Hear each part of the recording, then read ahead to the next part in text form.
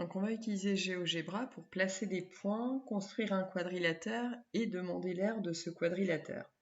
Donc le point A a pour coordonnées moins 4, 2.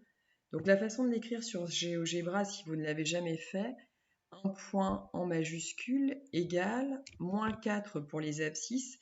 Attention, ici, c'est pas comme en mathématiques, c'est-à-dire c'est pas avec un point-virgule, mais une virgule, que l'on va séparer abscisse et ordonnées, et 2 pour les ordonnées. Si vous appuyez sur Entrée, vous allez voir le point A qui est placé avec le nom. Puis B, 1, virgule, 3, Entrée, C, 4, virgule, moins 1, et D, moins 1, virgule, moins 2. Alors ces 4 points sont placés. Vous avez démontré dans l'exercice précédent que c'était un parallélogramme, le quadrilatère ABCD. Maintenant, nous, on va le construire. Donc, on demande le polygone et on clique gauche sur le point A pour aller jusqu'au point B, pour aller jusqu'au C, puis au D, c'est-à-dire on respecte l'ordre ici des sommets, et on revient sur A. Alors dans ce cas-là, s'affiche le nom des segments, donc A, B, C, D. On n'en a pas nécessairement besoin, ça alourdit en plus le dessin.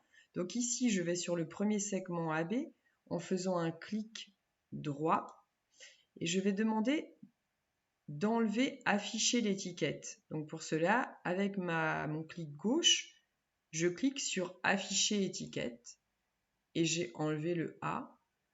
Là, clic droit, puis clic gauche sur afficher l'étiquette, clic droit, clic gauche, afficher l'étiquette, clic droit, clic gauche, afficher l'étiquette. Ainsi, j'ai construit mon quadrilatère ici qui est particulier, qui est le quadrilatère ABCD. Et je vais demander son aire. Alors pour cela, je vais essayer d'explorer un peu les différents menus de GeoGebra pour chercher l'aire. On l'a ici, l'aire.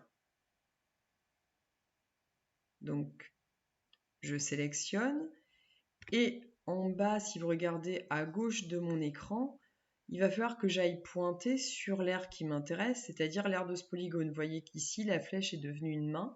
Là, je vais faire clic gauche et ça m'indique mon aire de ABCD qui vaut 23. Alors bien sûr, je rappelle que tout ça, vous l'avez déjà fait mathématiquement, mais ça permettait aussi de le construire sur GeoGebra et d'obtenir la valeur de cette aire à l'aide d'un logiciel. Et c'est terminé.